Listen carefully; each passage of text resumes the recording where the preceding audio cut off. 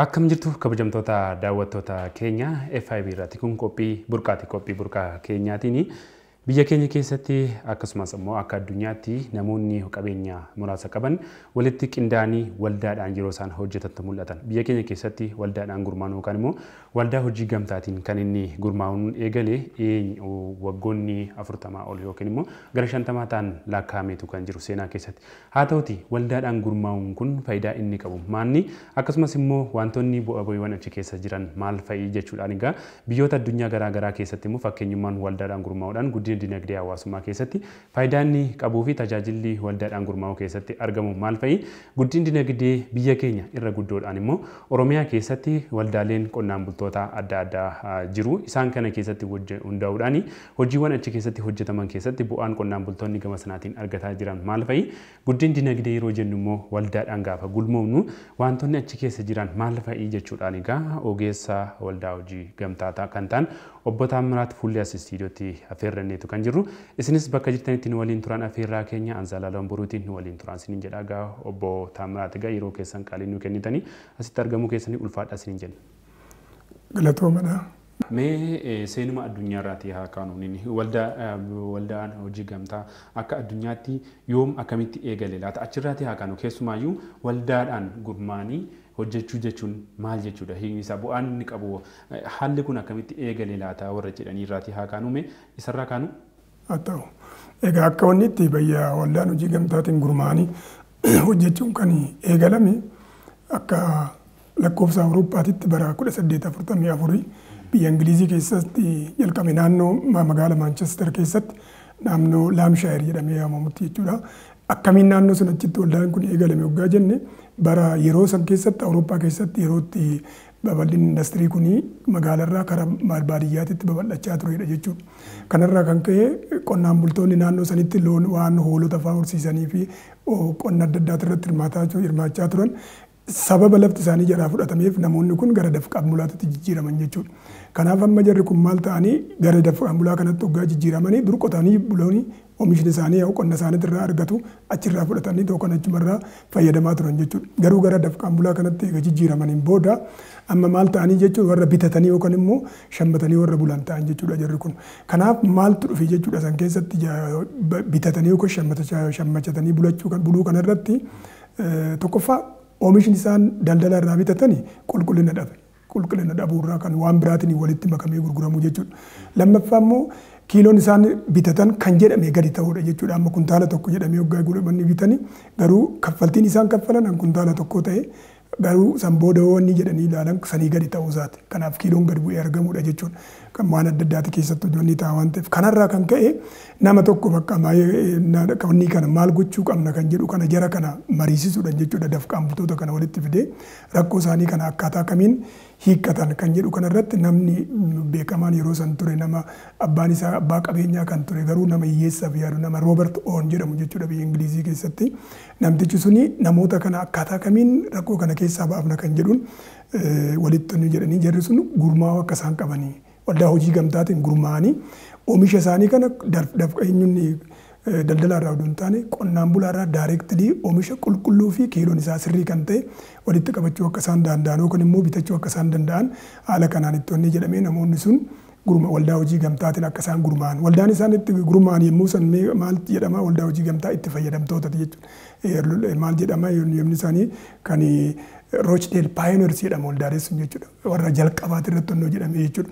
Kanaaf namoonni kun nama ajaa'ibu godhe yeroo san Ingiliziin akkana taati sadarkaa kanarra jirti waan jettu moti torbaniin namoota koree dhaabaniit torbaniin mana namaatirra deemanii saantima guuraa turan. Birriin al tokko walitti qabanii kaapitaala barbaachisu san isaaniif guutuu waan hin dandeenyeef namoonni hiyyeeyyii waan turaniif torbaniin mana namaatirra guuranii saantima yeroo sanii kan isaanii guutanii walitti guuran irra deemanii guuran gaafa nam tokko isaanii saantima isaanii 22 ta'u waldaa hojii gamtaa amma Rochdale Pioneer kan itti fayyadamtoota kana gurmeessuu kun dhaabuu danda'aniin jechuudha. Kanaaf amma jarri kun eega kana dhaabaniin booda immoo rakkoon isaan biratti ture maal ta'e namni waldaa san keessatti tokko suuqii iddootti konsuumaroota yookaan immoo itti fayyadamtoota isaanii miseensumata isaanii jechuudha. Isaan iddootti tajaajilan suuqiitu ture. Suuqii san keessatti gaa namni dhaabbatee too gurguru jiraachuu qaba.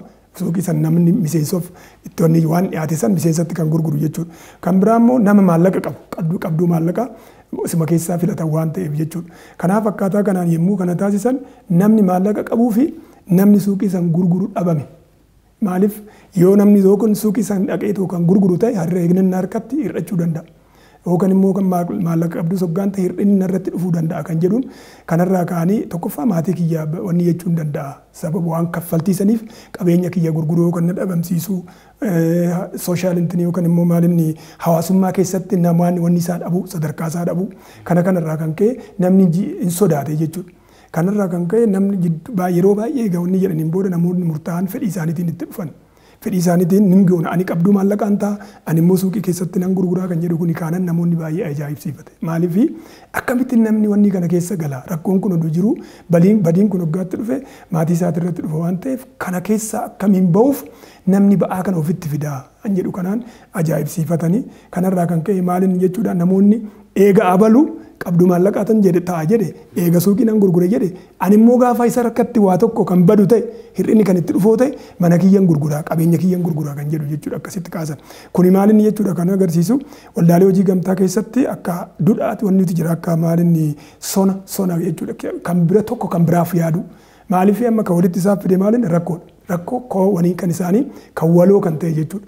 Rakkoo waloo san hiikkachuudhaaf eega wanni jedhanii tokko tokkoof yaaduun barbaachisaadha jedhanii akkaataa saniin walitti dhufanii waldaa hojii gamtaa. As keessatti seenaa waldaa yookaan immoo haala uumama isaa kanarraatii booda biyyoota Awurooppaa Ingiliz malee Faransaay fa'aatiyyuu biyyoota addunyaa garaagaraatti muuxannoon iddoo sana jiru akka babal'atu taasifameera. Keessumaayyuu qonnaan bultoonnii fi warri abbootiin qabeenya waarshaa waliin dhufanii hariiroo salphaatiin akka isaan waliin guddataniif intigireeted akka isaan walitti dhiyeenya qabaataniif gahee taphateera. Guddina dinagdee kan biyyoota aardii Awurooppaa keessatti gaheen inni taphatu guddaadha jedhama. Sadarkaa sanarraa akkamittiin gaallaataa meela?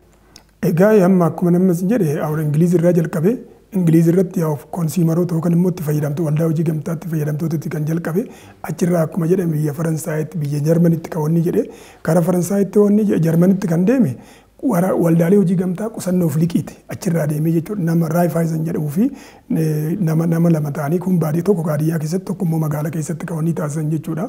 Waldaalee qusannoo fi liqiiti qusannoo jalqaban jechuudha isaan jalqabatti immoo achirratti namni yoo qusate kan waan tokko kan argatu sanirraa waa tokko qusatee investi gochuu yookaan immoo hojii keessa galee tajaajila waan eenyuun kaapitaala isaa guddifachuun jiruuf jireenya isaa fooyyeffachuu danda'a waan ta'eef wanuma argatan sanirraa hanga tokko qusachuu akka isaan qaban maaliif qusannoo waan guddaa waan ta'eef namni oduun qusatin waa tokko hojjechuu danda'u waa tokko argachuu danda'u kanaaf achirratti galee waldaan hojii gamtaa qusannoof liqii isaan biratti jalqabe asirraa achi deemu qusannoof liqii isaan biratti onni deeme jechuudha.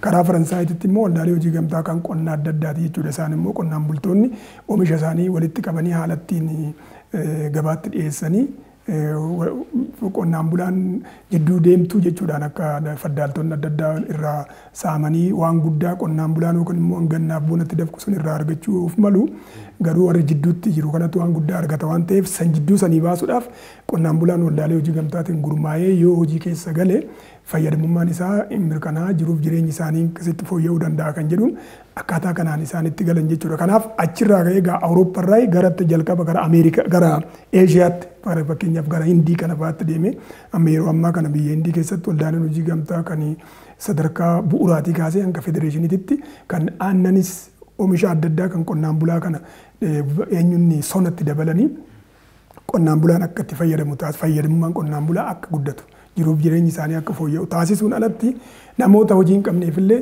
hojii kan banan jechuudha. Hojii carraa hojii bananii akkaataa kanaan wanni taasisantu jira jechuudha. Kanaaf akka Afrikaattis yoo ilaallu akkaataa kanaan amma fakkeenyaaf naannoo Keeniyaa hoggaa ilaallu amma jalqaba kan Keeniyaan amma sadarkaa guddinaatiin dinagdeedhaan jechuudha. Nuu gadi turte. Nama yuunivarsiitii illee kolleejii illee hin qabanii ture. Jalqabaan asitti namni dhufee Harammayaatti kan barate nama asii deebi'eetoo waldaalee hojii gamtaa biyya isaanii keessatti gurmeessee hamma yeroo ammaa kana jalqaba keenyaaf illee kan fakkeenya ta'an yuuninoota amma biyya keenya keessatti babal'achaa jiran kan amma jalqaba naannoo 90 nuti asii achitti deemnee achitti muuxannoo isaan biraa fudhannee achii asitti gara biyya keenyatti waa'ee yuuninoota yookaan waldaalee hojii gamtaa sadarkaa lammaffaa kana jechuudha babal'isuun kan danda'ame jechuudha. Biyya keenya keessatti babal'inni hojii waldaa gamtaa kun sektora dhimmoota garaagaraa fakkeenyaaf midhaan dheedhii, aannan, buna, impoortii fi ekspoortii akkasumas immoo iddoo garaagaraatti akkaataa oomisha isaatiin qonnaan bultoonni gurmaanii waldaa kana keessatti hirmaachuu erga eegalaniiti keessumaa naannoo keenya keessatti waggaa 60tti siqeeraa jettan dura.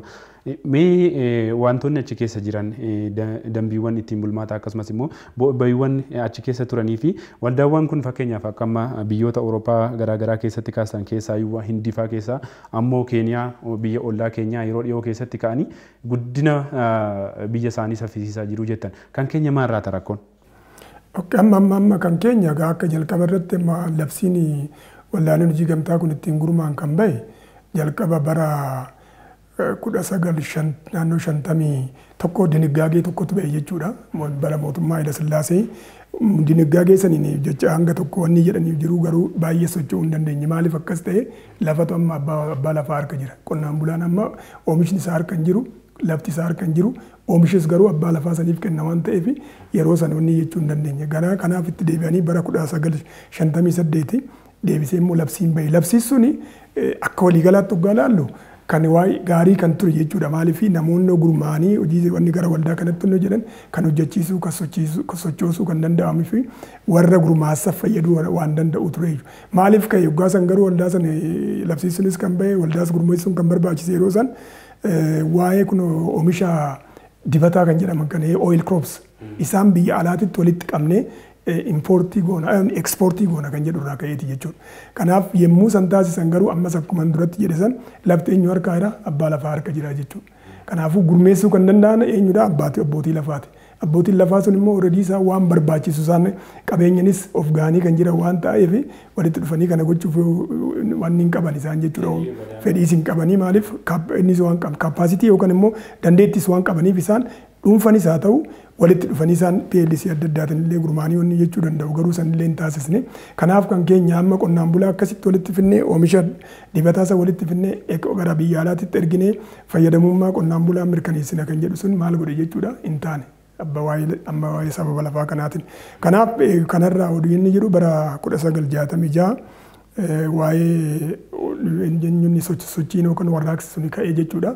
Achi mootummaan Haayile Sillaasee garagalee kan dargii dhufee jechuudha. Kanaaf kan dargii bara 1970 labsii 138 kan jedhu waldaaleen hojii gamtaatii fi jechuun waldaalee hojii gamtaa kan tajaajila kennanii fi kan oomishtoota kan jedhu jechuudha. Innis qonnaan bulaanis lafa jiru sanitti walitti dhufee lafa isaanii walitti fidanii daangaa jidduu isaanii san jiru diiganii waldaa hojii gamtaatiin hin gurmaanii lafa isaanii gamtaadhaan qotanii waan argatanii asan akkaataa hirmaannaa isaaniitiin yaa hirmaatan kan jedhu akkasitti labsiisan irratti kan jiru kan tureeyyuu garuu maalinni wanti guddaan labsii kasan keessatti ture akkaataa saniin haa jedhu malee kaayyoon guddaan mootummaan yommuu sanonni taasise biyya baadiyyaa fi baadiyyaa keessatti sirna sooshaalistii babal'isuuf kan jedhutu ture jechuudha. Kanaafuu amma namoonni akka waldaatitti akka seera waldaatitti fi akka duudhaa waldaalee hojii gamtaatitti tokkoffaa maaltu jedha amma duudhaan isaanii miseensummaan banaa fi fedhii irratti kan hundaa'e jedha.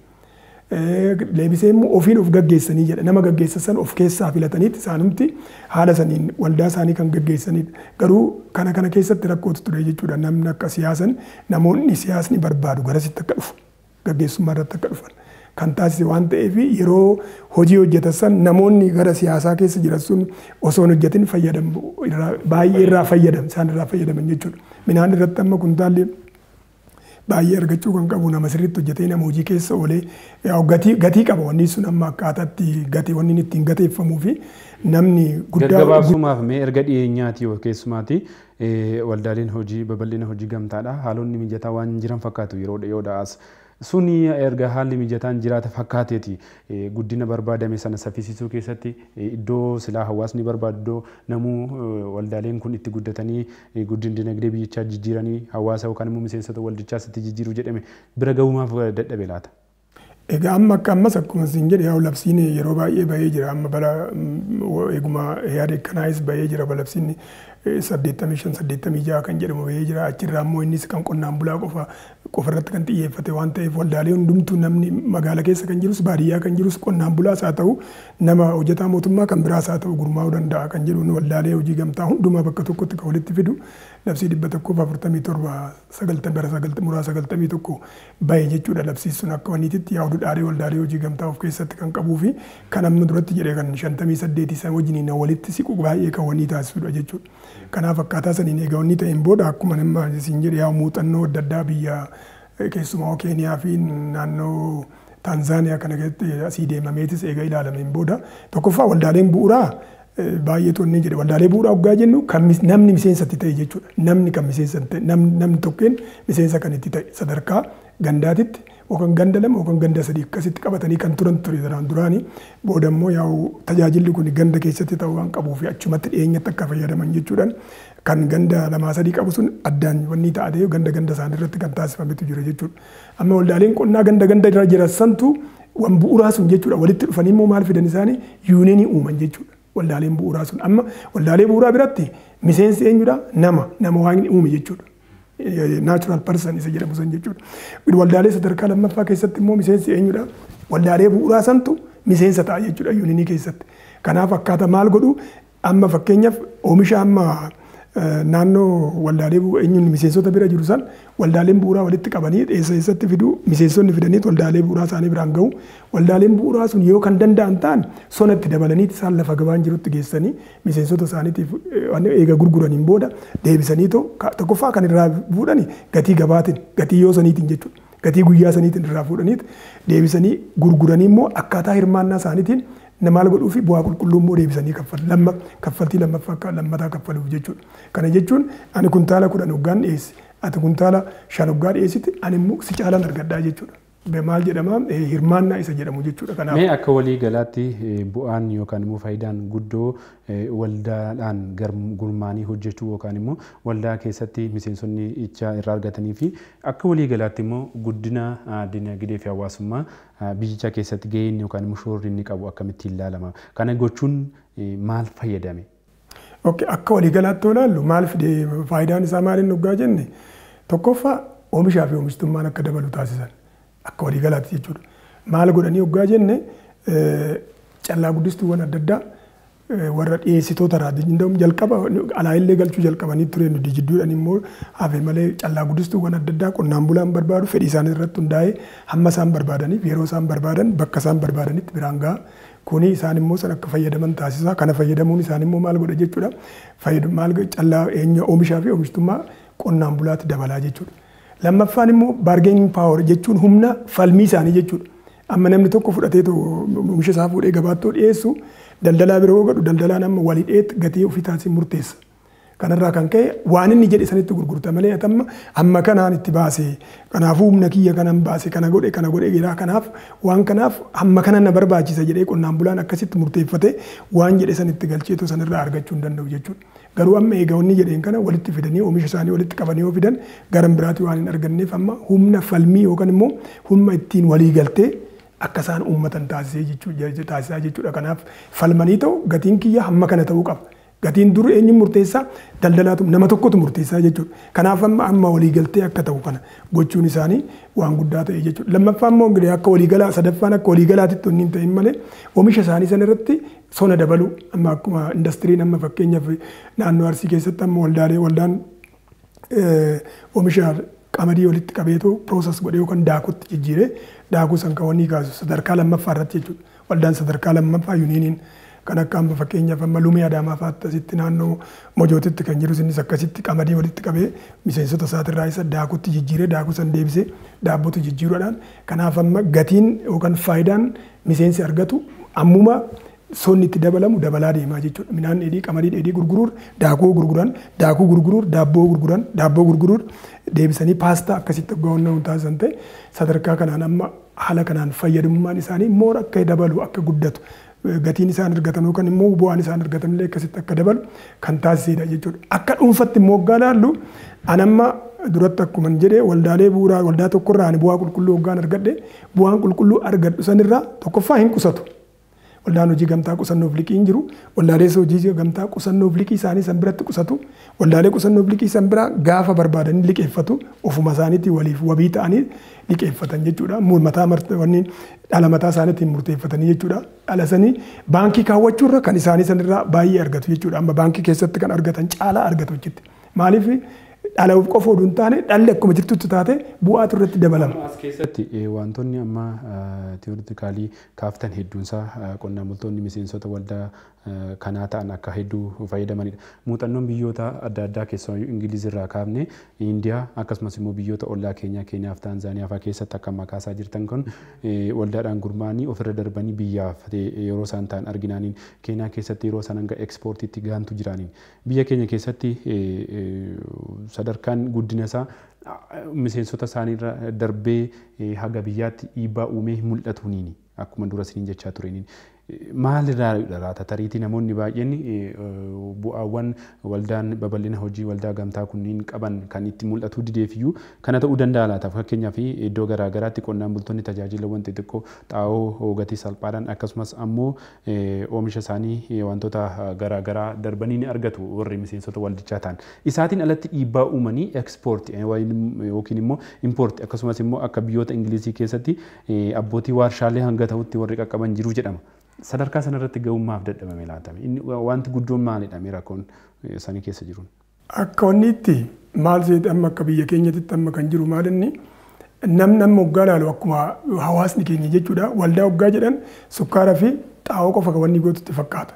Hubannoon nama keenyattis baay'ee dadhabaadha jechuudha. Akkuma waliigalaatitti hubannoo waldaa al tokko amma hoggaa wanni jedhan baazaarii fi egzibishiniin adda addaa qophaa'ee hoggaa argan kan eenyu dhiyeesse akkamitti waldaaleedhaa kan jedhu hoggaa tokko kan ajaa'ibsiifatu jira. Yoo kana argan jechuudha. Garuu baay'ee kan jiru waanuma xinnoo sanatti fakkaataa jechuudha. Kanaaf hin jira amma akka keenyattis amma kan ekspoortii keessa kan galan fakkeenyaaf amma walli yuuniin hojii gamtaa buna Oromiyaa jalqaba irratti jechuudha. Jalqaba kan jalqabe akka Oromiyaatti akkuma biyyattiittu fakkeenya kan ta'u qonnaan bulaan naannoo keenya wanni damee eenyuun hundee buna isaa balleessuudhaa ka'ee jechuudha. Balleessee gara biraatitti kan garbuuf caatiif akkanatti jijjiiruudhaaf illee kan wanni jedhan bara wanni kanarraa kan ka'ee kan dhaabbateedha waldaan kun jechuudha yommuu san bunni already yaa'u akkuma beekamu damee diinagdee guddaa kan biyyattiitiin isee kan jirudha jechuudha. Kanaaf yuuniin sun akkaataa kanaan akka dhaabbatu taasifame jechuudha. Yoo dhaabbateen booda amma namni garasii gara bunaatitti illee kan deebi'e. Kanaaf yuuniin sun maal hojjete hoggaa jenne buna biyya kanaa keessatti hoggaa dhibbaa ol biyyi bunni kun biyya keessa alatti manni ta'aa ture ba'aa ture eenyudhaan ba'a daldalaadhaan ba'a. Garuu biyyattiin tuni dhuguma buna hin magarsitii hin biqilchitii qabdii kan jedhu kun hin beekamu akka wanniitti argamtii bunaati jedhamaa miti. Biyyi kun biyya bunni itti argame manni buna koofii arabikiidhaaf madda ishiiti jedhameeti kan wanni jedhamu. Oduu sun jiru garuu asii hoggaa biyya alaatti deemu daldalaadhaan jechuudha. Biraazil fa'aatti inni jedha Kolombiyaa fa'aatti dhaqeechittoonni taasifama. Achi eega ga'een booda maal ta'a jechuudha biraandii isaaniitti maxxanfama. Biraazilii akka dhufetti Kolombiyaa eenyuun Maaleeshiyaa fa'aa akka dhufetti akkasitti maxxanfamee haala biraandii saniin deemamaa ture. Eega yuuniin kun dhaabbate garuu eega gurmaa'ee qonnaan bulaan mataa isaatiin ekspoortii gochuu jalqabe bunni keenya akka wanniititti moti bakka inni itti oomishamu sanillee jechuudha. Sartifikeeshiniin itti bahee akka isaan beekamu taasisanii qonnaan bulaa biratti inni taasifame. Innaa kanaaf orgaanik koofii akka adda addaa akka isaan wanni taasisanii fi kan maalinni feer tireedii akkasitti wanni taasifame qonnaan bulaaf faayidaa guddaa akka argatan taasifame. Fakkeenyaaf amma kan akka naannoo keenyaatti waldaa kan buna ekspoortii gochuu eegalee waldaa babal'ina hojii gamtaa kan qonnaan bultoota buna irratti gurmaan ka Oromiyaa kana malee kan biraan ka dhimma kana kan immoo jabaate impoort ekspoortii keessa galee jira. Injira amma fakkeenyaaf amma Jimma keessatti yuuniin waldaa hojii gamtaa naannoo Limmuu kan jiru Limmuu Innaaraa kan jedhamu innis akkaataa kanaan kana keessa galee buna akkas ekspoortii gochaa jira.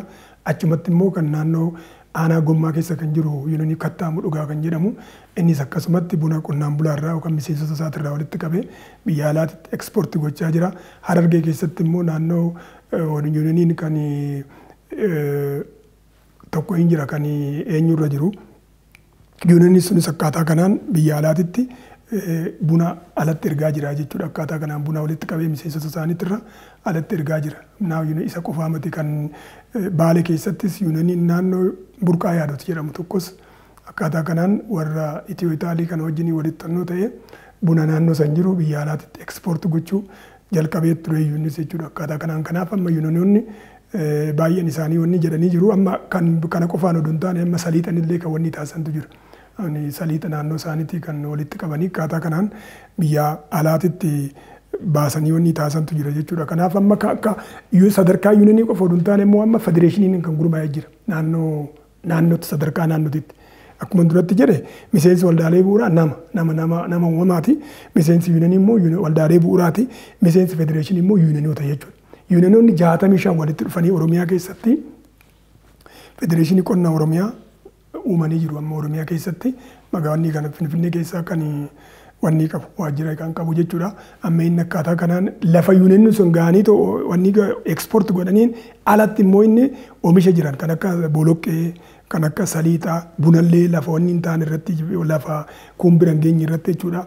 Deebisee immoo bu'aa looniitillee akkaataa kanaan alatti itti deemaa jirantu jira jechuudha. Amma akkaataa kanaan amma sadarkaa Oromiyaatti gurmaa'u jechuun amma kontiiniitti itti fufiinsaniin oomisha kana warra barbaadu saniif waggaadhaa hanga waggaatti kennuuf yookaan immoo dhiyeessuudhaaf isaan gargaaraa jechuudha. Kanaaf amma waldaa yuuniyoonii isaan kanaan alatti federeeshiniin illee amma akkaataa kanaan gurmaa'ee biyya alaatitti baasaa jira. Achi illee immoo waan qonnaan bulaan barbaadu fakkeenyaaf kan akka amma qoricha farra aramaa, qoricha farra raammoo adda addaa kanaa fi dabtarallee jechuudha. Amma kan qalamaa fi dabtara as keewwanni gochuudhaan garaa isaaniitiin yuuniyoonota biratti gadi buusanii yuuniyoonni immoo qonnaa miseensota isaaniitiif akka isaan ijoollee isaaniitiif rabsan taasisuudhaan kana keessatti illee hirmaachaa jira. Gara biraatiniin tarii argitanii fi wanni beeku naannoo galaan irratti illee warshaa guddaa tokko handaakuu boqqolloo pirooses godhu akkasitti achitti wanni jedhanii daa'imman mana barumsaatitti warra eenyuun dhaabbata nyaata addunyaa wajjiniin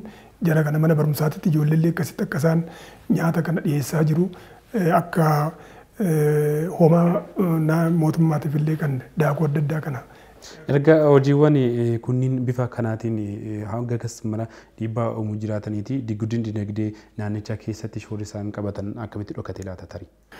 Amma rakkoon jiru maalinni amma akka waliigalaatitti GDP biyyattii keessatti gaheen isaan qaban maalii kan jedhu kana wanni hin taasisne hin qoratamu.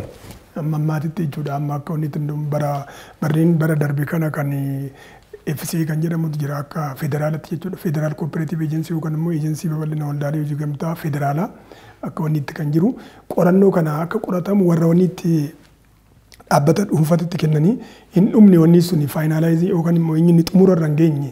Maaliif waldaaleen keenya akkuma duratti jedhee amma carraa hojii uumuu irratti indastirii keessa galanii vaaliyuu wanni gochuu irratti humna qonnaan bulaatillee eenyuun hawaasa keenyatillee dabaluu irratti maallaqa guddaa kana kun warra baadiyyaa keessatti kan yeroo iddoo adda addaa taa'ee faayidaan ala ta'e kan walitti qabanii qusannoodhaan deebisanii liqeessanii qonna fayyadamtoota akka ta'an hawaasni fayyadamaa ta'ee sanirraa jiruuf jireenyi isaa akka jijjiiramu taasisuu irratti warri hojii guddaa hojjetanii jiru. Garuu kun akkaataa kanaan walitti qabamee biyyattii keessatti guddina diinagdee keessatti gaheen isaan qaban hagam tokko kan jedhu kun adda bahee wanni hin taane. Kanaaf amma qorannoo sun hin dhumne amma qoratamee GDP keessatti maal kontribiuut godhan yookaan immoo maal buusan wanni waldaaleen keenya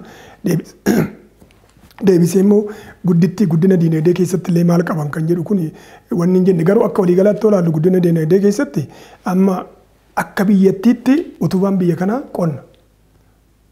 Akkaan beekamu jechuudha. Biyya kana qabeetoo kan ta'u diinagdeen biyya kanaa maalirratti bu'uureffatee jira waggaa jenne qonna irratti. Qonni immoo maal ta'uu qaba jechuudha. Ammayyaa'uu qaba. Qonni ammayyaa'uudhaaf immoo qonnaan bulaan gurmaa'uu qaba. Maaliif namni tokko qonnaan bulaan tokko waan isaaf barbaachisu teekinooloojii adda addaa fayyadamanii oomishaa fi oomishtummaa isaanii dabaluu qabu. Waldaaleen hojii gamtaa amma kana keessatti gahee guddaa taphachaa jiru jechuudha. Amma mekanaayiz godhanii jiru naannoo isaaniitti jechuudha. Amma kan tiraaktaroota, kombaayineroota waan adda addaa kana wanni godhanii oomisha walitti qabuu fi facaasuuf illee akkaataatti sararaan facaasan kana keessattii fi akkuma hin jedhe callaa guddistuuwwan adda addaa yeroodhaan dhiyeessuudhaan akka oomishaa fi oomishtummaan dabalu keessatti gahee olaanaa taphachaa jiru. Magaalatti qonnaan bultoota malee warreen kaan namoonni hojii daldalaa fi bifa adda addaatiin waldaa kanaatiin yookaan immoo bal'ina hojii waldaa gamtaa keessatti gurmaa'anii jijjiirama guddina dinagdee ka waloo fi ka uummata keessatti gahee ofii barchuu hin danda'an laata? Magaala keessattis waldaaleen hojii gamtaa itti fayyadamtoota fi qusannoo fi liqii itti fayyadamtoonni gabaa tasgabbeessuu oomisha isaanii oomisha naannoo magaalaa keessatti amma fakkeenyaaf jireenyi qaalaa'aadha. Waan barbaachisu kana gatii salphaadhaan argachuun rakkisaadha. Kanaaf akkuma duratti jedhe akkuma warra Ingilizii san biyya kana wanni magaalaa keessatti gurmaa'anii qonnaan bulaarraa oomisha isaanii daayireekt qulqulluu fi kiiloon isaa sirrii kan ta'e fidatanii hawaasa miseensota isaaniitiif rabsuu irratti gahee olaanaa taphachaa jiru. Warri waldaalee hojii gamtaa qusannoo fi liqii jedhe kun immoo waan ajaa'ibsiisaa kan hojjetantu jira. Maal godhanii hojjetaa mootummaa barsiistotas kamitti hojjeessa mallee wanni kan jedhanii waldaalee hojii gamtaa qusannoo fi liqiitiin gurmaa'anii wanni isaaniitii mindaa isaaniitirraa akka inni xinnaan 5% jechuudha. Sanii gadi wanni jedhu murteeffatanii dambii bulmaataa isaaniitti irratti kaawwamanii qajeelfama liqii mataa isaanii qabanii koree mataa isaanii filatanii koree saniin gaggeeffamaa jechuudha. Kanaaf jarri kun hojjettoonni mootummaa adda addaa akkaataa kanaan gurmaa'anii mana isaanii kan ittiin ijaarratan baay'eedha. Mana isaanii keessatti kan meeshaa adda addaattiin guuttatan meeshaa manaa jechuudha baay'eedha. Barumsa kan ittiin baratanii ijoollee isaaniitillee ittiin barsiisan hedduudha. Ijoollee isaanii egaa baratanii wanni fixanii mana yuunivarsiitii xumuraniin booda hojii ittiin uumanii ijoolleen naannuma mana isaaniititti hojii akka isaan hojjetan kan taasisan baay'eedha. Deebisanii immoo mana ofii keessa jiraataniin alatti immoo ijaarratanii kan maal eenyuun kireessanii sanirraa fayyadamaa jiran hedduutu jira jechuudha magaalaa keessatti. Gama biraatiin hojiilee xixiqqaa adda addaa keessatti illee galanii kanarraa kan fayyadaman warri qotee illee kan hin qabne kan tanaan dura namoonni qotii kan qotan qotii san keessaa kan baantu jira jechuudha. Qusannoo kanaan qusatanii liqeeffatanii liqii saniin immoo waan hoolota bitatanii hoolota gabbisanii hoolota sanirraa gara jabbiirraa gara eeffadhaatti karasirraa immoo gara sangaatti darbanii akkaataa kanaan wanni jedhantu jira. Kan biraa baajaajii bitatanii sanirraa liqeeffatanii bitatanii kana keessatti illee daldala adda addaa kana keessatti kan hirmaatanii jiruu fi jireenyi isaanii fooyya'ee hedduutu jira jechuudha waldaalee. Kanarraa kaatanii akka addunyaattis egaa bu'aan buusaa dhufe yookaan immoo biyyoota addunyaa garaagaraatti dhiibbaan guddina dinagdee hawaasaa fi biyya keessatti qaburraa kaatanii akka biyya keenyaatti haala hubannoo hawaasaa fi jijjiirama inni fidaa jiru kana akkamitti ilaaltu laata? Kanarrattis waasiin gorsitan yoo jiraate dhumarratti carraasni kenna. Egaa akkuma jedhe amma dhiibbaan akka amanni keenyatti hubannoon hawaasa keenyaa gadi bu'aadha. Waa'ee waldaalee hojii gamtaa kanarratti baay'ee namni wanni jechaa jiru akka wanni keenyatti gaanutis caasan keenya gaaraa jalqabee hanga dakaatti jira waan ta'eef hawaasa barsiisuu irratti waldaaleen gaafa bu'aa qulqulluu kaffalan gaafa yaa'ee waliigalaa waan adda addaa isaan hojjetan kanarratti namoota gara biraa warra miseensa hin taane kanallee waamanii san keessatti hirmaatanii akka isaan hubannoo argatan gochuu irratti hojiin gurguddaan hojjetamaa jira. Egaa akka wanniitti kananii wanni jedhu maalinni amma waldaa hojii gamtaatiin gurmaa'uun fayyadamummaa abbaa sanii kan mirkaneessu waan ta'eef namni bakka jiru sanitti jechuudha. Bakka jiru sanitti waldaalee hojii gamtaa gosa akaakuu adda addaati jira. Waldaalee akaakuu adda addaa san keessatti gurmaa'ee namni tokko waldaa tokko keessa qofatti himate. Waldaa fakkaataa tokko keessatti iddoo lamatti ta'uu hin danda'u. Waldaalee gosa adda addaa keessatti garuu ta'uu danda'a jechuudha. Fakkeenyaaf kan amma qonnaan bulaa ta'e kan oomisha qabu oomisha isaatiin waldaa hojii gamtaa qonna maraa yookaan immoo maltii parpasii jedhamu jira. Achi keessatti miseensa ta'uu danda'a. Qusannoo liqii keessatti miseensa ta'uu danda'a. Waldaalee hojii gamtaa kan waan wanni kan biraa kan hojjetanitu jira ammoo kan jallisii irratti kan wanni jedhanii san keessatti illee miseensa ta'ee sanirraa illee argachuu danda'a jechuudha. Kanaaf hawaasni bakka jiru sanitti jechuudha kan magaalaa keessa waldaalee hojii gamtaatti fayyadamtootaatiin fakkeenyaaf waldaalee hojii gamtaa aannaniitiin aannan amma kan inni walitti qabanii ta'u kan hanga tokko gatiitti dabalanii kan gabaatti dhiyeessantu jira. Fakkeenyaaf amma waldaan tokko nama waldaan bu'uuraa naannoo Adaa keessatti kan jiru kan warshaa mataasaa kan qabutu jira. Aannan miseensota isaatirraa walitti qabee aannan san gara boraa yookaan immoo kan chiizii aybii kanatti jechuudha akkasitti kan jijjiiru kireemii kan ittiin baasee wanni taasisu kan immoo aannan qal'aa kana jechuudha wanni taasisee paakii godhee kan gurgurutu jira jechuudha gabaabnaan naannoo Finfinneettis naannoo Adaatittis naannoo adda addaatitti geessee jechuudha. Kanaafuu namni akkaataa kanaan waan qabuun waldaalee hojii gamtaatitti humna isaa qabeenya isaa beekumsa isaa walitti fideetoo namoonni waliigalan yoo waldaadhaan gurmaa'an faayidaa guddaa irraa argachuu danda'anii jiruuf jireenya isaaniitillee jijjiirrachuu danda'anii diinagdee biyyaa keessattillee shoora olaanaa taphachuu waan danda'aniif akkaataa kanaan namni itti siqee waa'ee waldaa hojii gamtaa kana hubatee osoo achi keessatti gurmaa'ee irraa fayyadamuu danda'an jedha. Yeroo keessan qaalinuu kennitanii kun kana soo ta'e akkasumas immoo babal'ina hojii waldaa gamtaa keessatti hir'inoonni fi jabinoonni jiran kanadha. Akka naannoo keenyattis immoo wantoonni jiran kana jechuudhaan hubannoo waan uumtaniif ulfaadha isin jenna. Galatoomaa. Tole kabajamtoota daawwattoota keenya gaggeessaa hojii waldaa hojii gamtaa kan ta'an obbo Taamiraat Fuullee wajjin turtii taasifneetiin keessumaayyuu naannoo keessanya akkasumas immoo akka biyyaatti waldaa hojii gamtaatiin gurmaa'uun faayidaa inni qabu maali? As keessatti ammoo waggoottan 60 darban keessatti bu'uuraaleen hojiin waldaa gamtaa yookaan immoo bu'uuraaleen hojii waldaa gamtaa keessa jiru akka biyya keenyaaf akka naannoo keenyaatti maal fakkaata addunyaa irratti fi biyyoota Afrikaa garii keessatti immoo bu'aan inni buusee sadarkaa maalirra jiru jechuudhaan gahamma tokko hubannoo uuman irraati waa hedduu akka bartan abdii qabna qopheessuudhaan kan si waliin ture Anzalaalaan Boruuti Biraawun Dajjinee gama ogummaa suur-sagaleetiin waliin ture raasiis bakka jirtanitti nu daawwachuun waliin turuu keessaniif ulfaadha siin jechaa qophiileen keenyaaf itti fufu nagaan tura.